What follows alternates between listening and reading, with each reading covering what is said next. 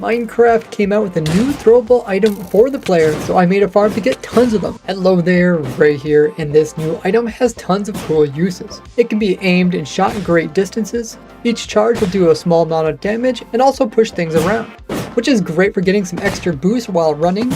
Jump over large holes with good timing. Jump higher than 10 blocks with repeated well-timed releases. Wall climb with skill. Can easily and safely MLG, so definitely worth a automatic farm to get an unlimited amount of them. Plus I'm trying to design an automatic farm for every single item in the game. I almost have one made for all 1,300 unique items, so let's see how I managed to make a farm for this new item. When you first find a breeze spawner that you want to convert over to farm, go ahead and just complete the whole trial chamber thing by killing off the breeze, and then that will finish off and put the spawner in a cooldown. Now you won't have to worry about the spawner producing any more mobs for an entire 30 minutes. If there's any spawners around the area that you're not going to use, just go ahead and box them off, because the spawner can only place in mobs if it has a direct line of sight to a full square top block. So with non-see-through blocks, it has nowhere that it can see to actually place in a mob. Now for the one that you're going to use for your breeze farm, just want to come in here and knock out these blocks here and place in your chest where you're going to collect the loot down here. Then we're going to have a hopper point into that and then go this direction. We're then going to force the spawner to put all the mobs that spawn from it on top of these 3 hoppers. We're going to do this by blocking off that side so it can't spawn anything that direction, nothing above it, but we do want to place one here, so we're going to leave some glass so it can kind of get a nice little angle and place one there and some glass on this side. But we don't want to spawn outside of it, so we're going to cover up all of that side as well as cover up this side so it can't see any other spot to place in mobs, and then take this up a 1 whole block so it can't spawn above it. And then we don't want the breeze themselves to fly out, so we'll place some blocks above it. These could be transparent, as by this point the spawner doesn't have an angle to actually place any mobs outside of it. Now the player will be AFKing in this little composter down here, so they'll have a clear line of sight to attack anything that comes in front of their sword. But we also don't want the breeze to exit out this hole here, so we're going to place in some blocks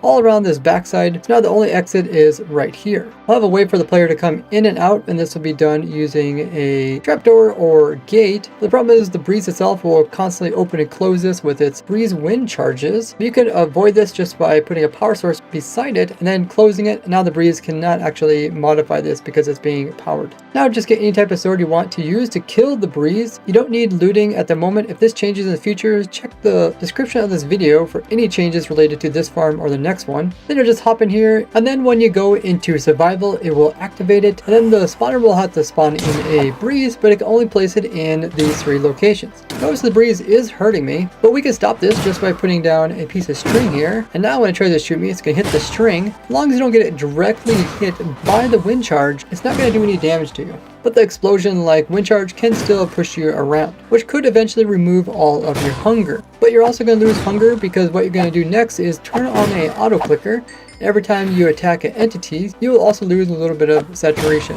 After each kill, the wind charges get picked up by the hoppers, and any loot that comes out of the trial spawner can't go any other direction because there's blocks above it, so it gets pushed out this way and also ends up in the hoppers. And then we can just leave by opening up this, jumping out of here, and we come down over here, we can check out the loot we got. Here we go, 9 wind charges and some loot from the trial spawner.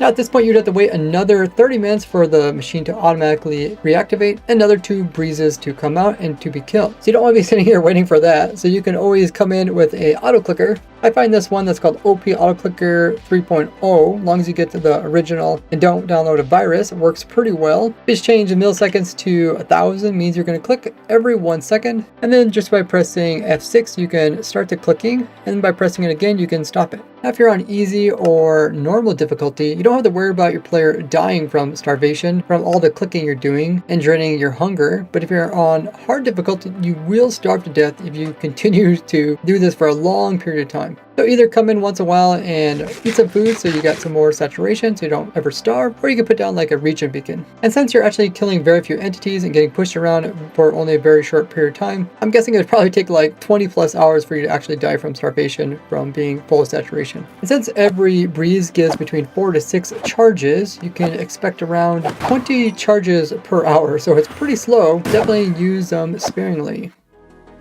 And my next design solves this problem of not having to be there all the time to actually kill the breezes. So what we're going to do is we're going to first lower down the platform so that we have a spot for the breezes to spawn. That is a bit bigger, so it'll be a little bit faster at finding the location. But like before, we don't want the breeze to actually spawn outside of this area, so we're going to put in a wall around this entire thing.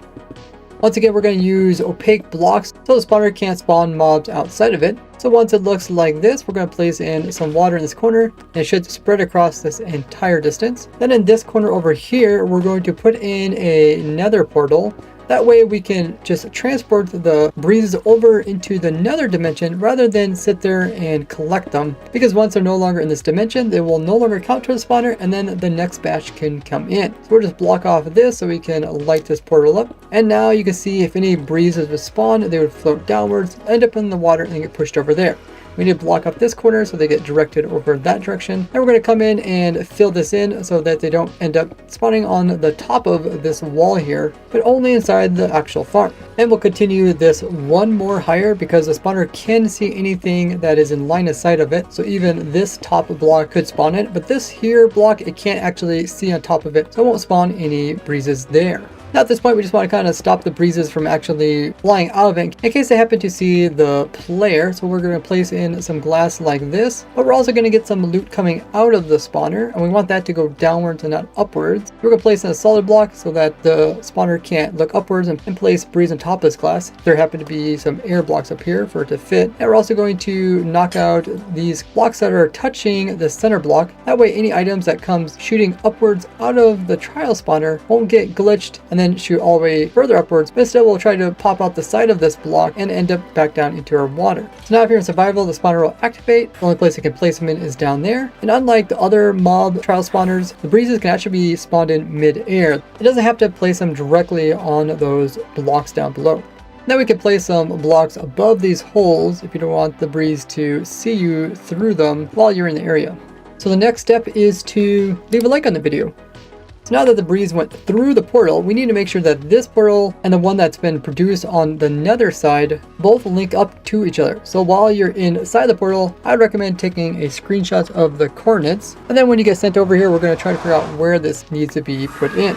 We're going to take the x value divided by 8 and the z value divided by 8. Then we'll try to keep the y value the same, but notice that the y value is in the negative since these trial chamber structures do spawn below y level 0, which is the deep slate area under your world. Now using those numbers, this is the new area where the portal will need to be built. Ideally, you want to build it as low as possible, but if there's no other nether portals in the area, you could always build it up higher, even on top of the bedrock, as long as they just link up properly. So I went ahead and built up the nether portal, and then what we're going to do is we're going to block off the back side of it, and then on the other side, we're going to come in and place in some scaffolding. And then just in front of the scaffolding, we can place in some trapdoors, and then just open them so that they kind of block this off. Trapdoors are used so the mobs think they can still walk out of the portal and walk like onto this platform over here. But the reality is they're going to collide with the trapdoors. And then since they're inside of the scaffolding, they're going to be walking forward, which will make them walk up the scaffolding. So it'd be like if you're in here and you're walking forward, you're pushing forward, and notice that you're actually going upwards, climbing the scaffolding. So if I let some breeze through, you can see they immediately try to pathfind their way out of it, but they just end up getting stuck at the very top. So the scaffolding ends right here, and then above it we just have an air gap. And because mobs can go up the scaffolding, but they haven't learned how to go down it, it's like a one-way valve. They can only go up and not down it. So they're all trapped at the top. This is okay because the scaffolding itself also works like a ladder or vine, where it can prevent max cramming, and this is the whole purpose of the farm. Since we know that the trial spawners are really slow, instead of trying to kill them one at a time as they come through, we just let the trial spawners spawn them in, and then we collect tons of them over here in the nether, and then we can easily kill them. But before we get around to how to do that, we need a way to go in and out of this portal safely. Now, the trial spawner can actually see through this nether portal and could place breezes outside this farm, so we're gonna have to close up this side over here.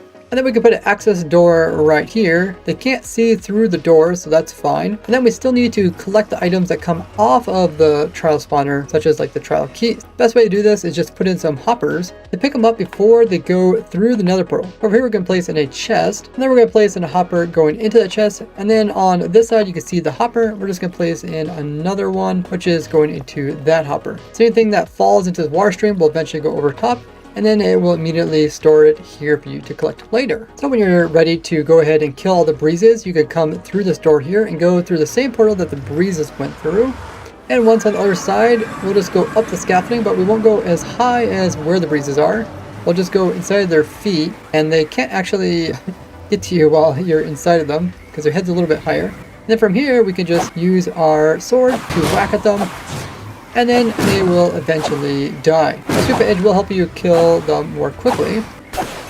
But once you kill them all, you will also get all of their loot, which is the wind charges. And at this point, you can go back down and into the portal to leave the area. Otherwise, you always put like a door on that side as well, in case you're using the nether to access your farm. But the advantage of this type of design is that since there's only around like 3 to 4 of these actual breeze spawners per structure, you can just come over and come by each of these, which will activate them. And then once you activate it, they will just automatically spawn in both of the breezes. You don't have to be there. They just have to be in loaded chunks, and you can do this to each of the different spawners in that structure. Maybe use like a minecart to move you around, and then once you do that, you can actually just go through another portal, go to the next structure, and repeat the process, or you can even automate the entire process through the nether, so you can be on a big line that goes in a circle. You can constantly be activating them and getting all these guys to be stored up. Now, the nice thing about the breezes and all the other mobs that comes out of the trial spawners, they all have the persistence required tag, which means they cannot despawn. So even if you're a multiplayer server and other people are in the area loading these hostile mobs, they would normally despawn, but since they're special, they cannot. So you don't have to worry about storing them in like a boat or minecart or name tagging them. And despite having 4 different breeze spawner farms,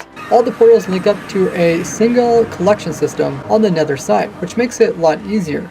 See how I made a farm from beacons to mob heads to dragons, all in this playlist here. And consider joining as a YouTube membership, as it lets me know you would like to see the continuation of this series. And you can get some cool perks along the way. Otherwise, you can always leave a like on the video and share it with others, and I'll see you all in the next one. Bye bye!